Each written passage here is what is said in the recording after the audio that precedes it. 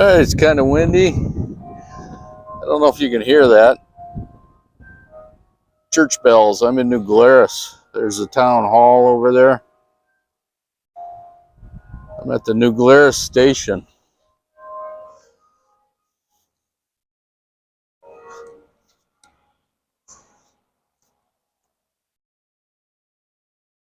In 1845, the Immigration Society of the Canton of Glarus, Switzerland, sent Nicholas Durst and Fridolin Strife to the United States to purchase land for a Swiss settlement. Yeah, I just went over to the Swiss village, and they don't open up till like April or May or something, so they're closed right now. They were joined in August by 108 settlers who began their homesteads on 1,280 acres of farm and timberland bordering the Little Sugar River. The first years were hard. It was not until April 1850 that the town was organized. Then New Glarus began to prosper. In 1851, the first store opened. In 1853, the first hotel. And in 1870, the first cheese factory. By 1892, the population had increased to 600. The culture of Old Glarus has not been forgotten. The Swiss-German dialect is still spoken, and the traditional holidays are observed. This is the old rail bed here. Came through here. This is the station right here.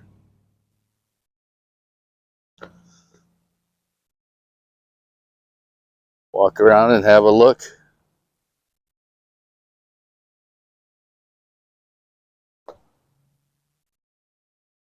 Look at the Christmas tree stand. That thing is huge. I don't know who that is.